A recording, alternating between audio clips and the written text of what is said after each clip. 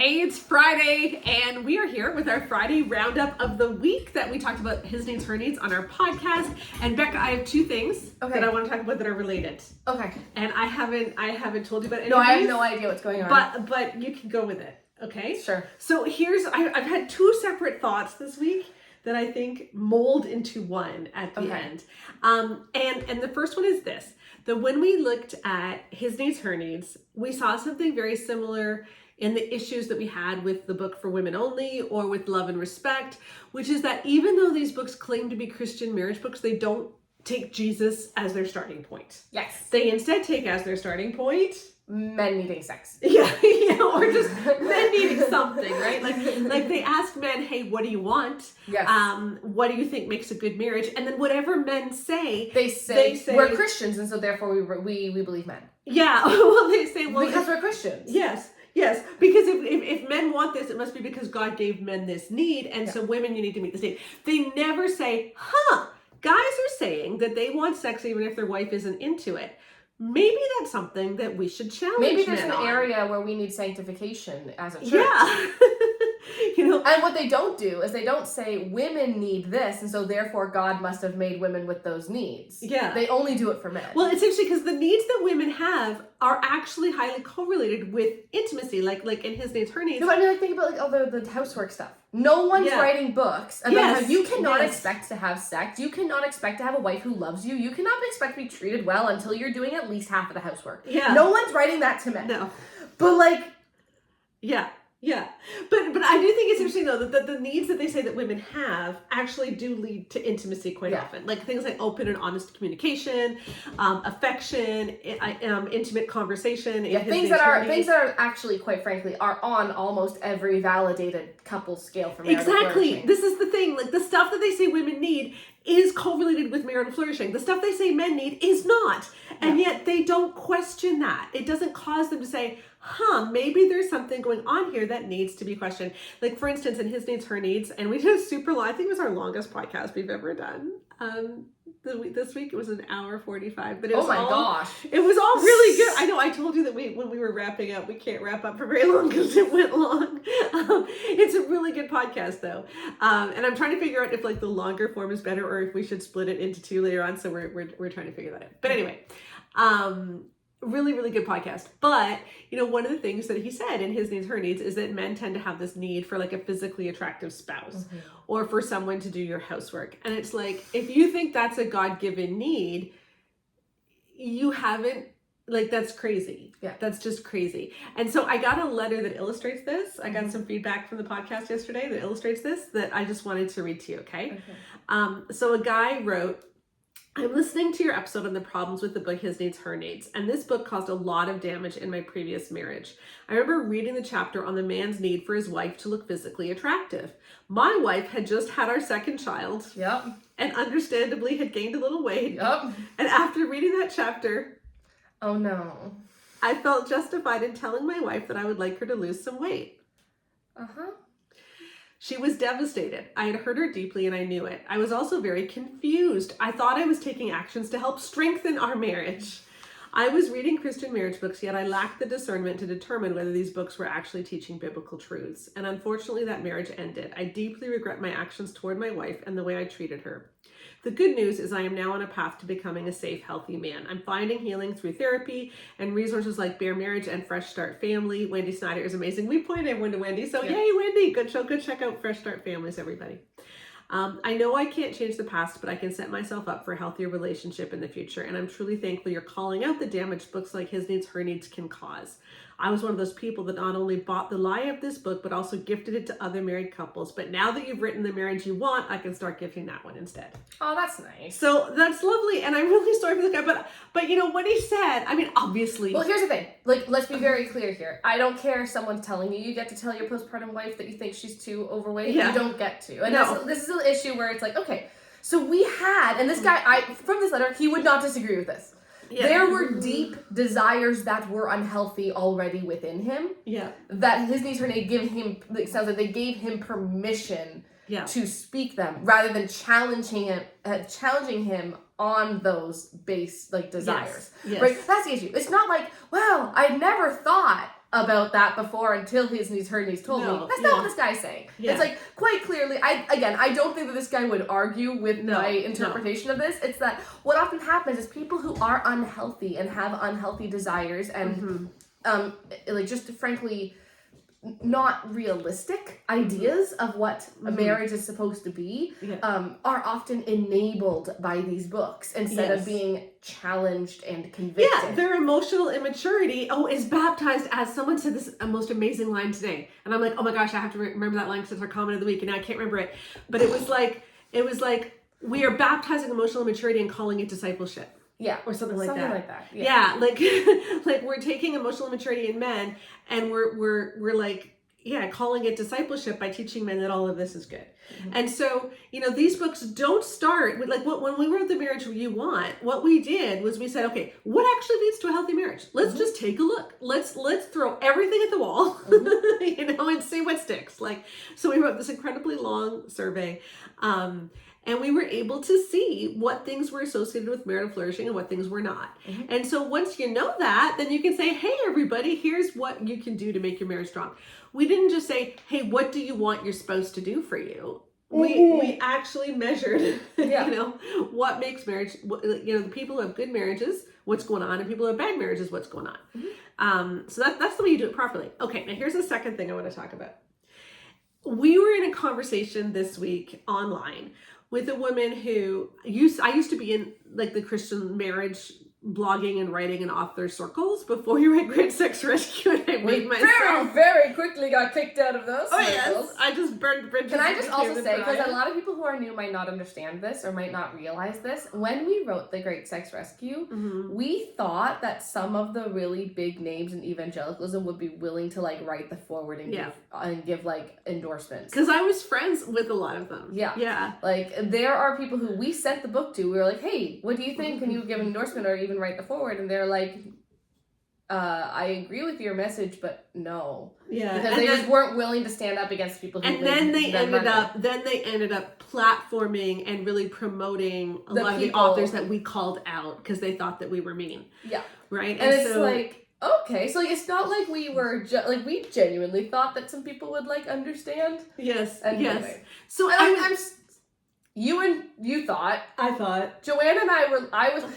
Joanna and Mom were both like, oh my gosh, no, they'll totally give an endorsement. This is great. And I'm like, I don't think there's a snowball's chance in hell that this is going to happen. So, yes. And you were proved correct. Yeah. But here's what I'm thinking. We had this conversation with this person online that I used to be quite close with. And she's called us out publicly. She wrote a negative review of Great Sex Rescue without even reading it. Yeah. And then I will say immediately went to work with one of the worst authors that we critiqued. Yeah. And it's like, oh, I see, follow the money. Yeah. Yeah. And I think what really got me thinking about all of these people, whether it's Willard Harley, like in his Needs Her Needs, Willard Harley has this throwaway line about how his wife broke up with him many times when they were dating, right? Like that's weird. And you said as someone who you guys did break up. Yeah, my husband broke up with me, but it was once, and we did a lot of work, and he came back, and it's not like a battered wife syndrome, like trying to get away or something like that, you know. And you look at the anecdotes that so many of these people have in their books about their spouses, right? And I don't think they realize what they're saying. Do you remember, I'm going to put you on the spot here. Do you remember the anecdote you did about the shower drain a couple of years ago in one of the podcasts? I never remember. Okay. I filmed podcasts and then I blacked out. It was really funny. Like, remember. You said it's kind of like, imagine somebody went on YouTube or whatever and said, you know what the worst part of cleaning out your shower is? Getting the poop out of the shower drain. I do remember that. Getting the poop out of the shower drain. It's just so hard to get out of the shower. And everyone's looking at this going, are you pooping in the shower? In the shower? Like, that's not normal. That's not normal right there. You know? Right? And the things that I have said that are on the internet. Like pooping in the shower, not normal. Announcing to the world that you poop in the shower is just, it's a take, right? And I feel that way often when I read these people's books. It's like, okay, you know that's not normal, right? Like one of the examples I gave today in my Substack article, if you're not subscribed to me on Substack, please subscribe to me on Substack. It's free. It's always going to be free. You can give us some money if you want. You can throw some money in the pot, but it's free. You don't need to. But it reminds me of the anecdote that Gary Thomas has in Married Sex, where he's talking about how much men enjoy handjobs.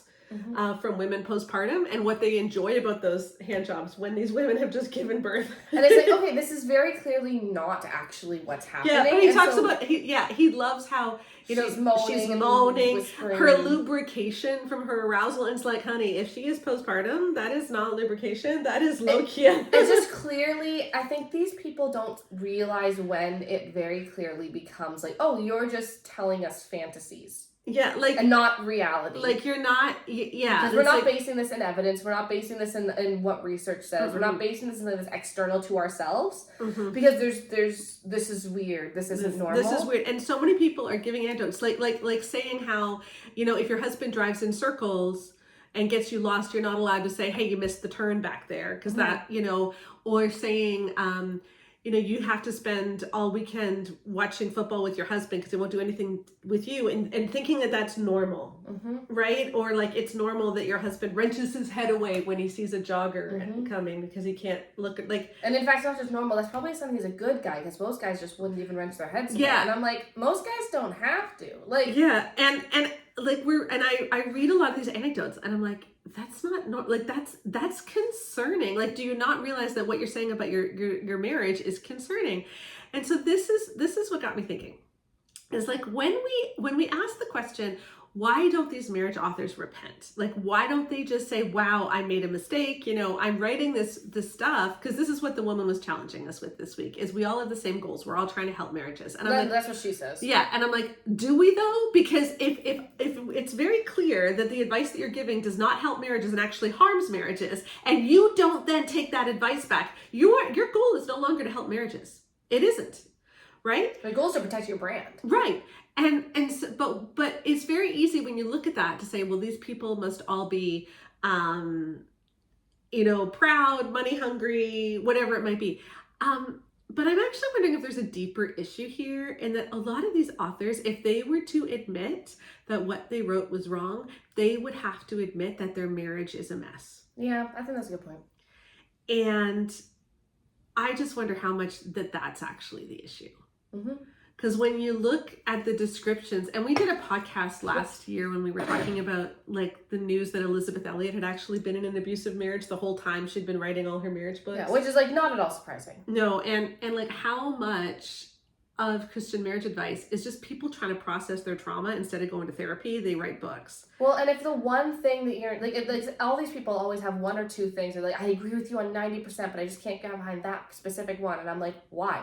Yeah. Why can't you get past the idea that all men don't struggle with lust? Yeah. Why can't you get past the idea that we actually could have men who are just actually respectful, like functional, that's possible, sexually neutral human beings, like not sexually threatening, not sexually like why can't you get over the idea that men must be an authority over women? Yeah. Why can't you get over that specific idea, even if it's like Like why is that such a hold up for you? And I think it does accidentally reveal more than they expected. Because I'm like, oh, okay, so why is it so important that your husband have authority over you?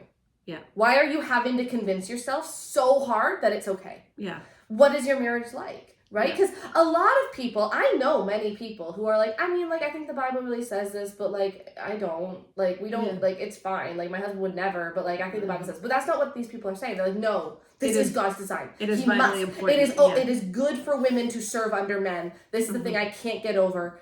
And I'm like, why? Why? Why is it so threatening to you? Because I think a lot of times, I think you're right. If we accept that there's another way, then we have to accept that we've been in a marriage for 30 years. That's bad. And this brings me to my third point, which I didn't know I was going to make at the beginning of the podcast. Yep, so that's always welcome to external processing. Maybe the only reason that we can do this work is that we are in relatively healthy marriages, all of us. I mean, I've said for the longest time, I have literally no reason to be here. Yeah. Like, people tend to talk about sex and marriage for very specific reasons. And it's usually because something went wrong. Yeah. And then they learn, and so they're passionate about it for this reason, right? Yeah. And that was me, because I had vaginismus, sexual pain disorder, and could always want to figure out why. Yeah. Right? Yeah. Yeah. Mm-hmm. Makes total sense. Nothing wrong with that. Yeah. I have literally no reason. I married the first man that I ever seriously dated, and he's amazing. I have no hangups from purity culture. I actively warred against my youth leaders in high school. I don't have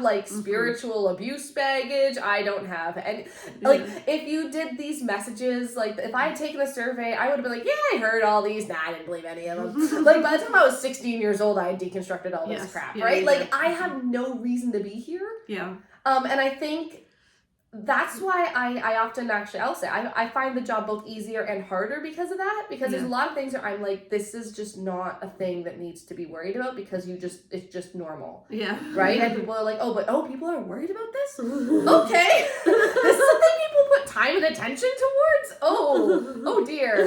Yeah. Right? And I think that part is hard, but it's also a good balancing act where it's actually we need to remind people what's normal, and if you're worrying this much about something and it's constantly an issue, maybe that's a red flag. Yeah. So anyway, I just wonder if we were in difficult marriages, I don't think we could do this work, because if you're in a difficult marriage, in order to do this work, you would have to confront the fact every day that you're in a difficult marriage, that your marriage isn't working, because our marriage is all about, here's the markers of intimacy, and that's not the approach that these other books take. These other books take, hey, here's what men need, here's what women need, and you need to meet them. And it's a very different approach. So, yeah, because also what people often say is we had this situation that happened in the past and now we're okay. But it's not the kind of thing that just is fixed. It's oh no, you had a pattern of 15 years of mistreating your wife, and now you're suddenly fine 3 years after you say the mistreatment ended and you're good enough to write books. Yeah.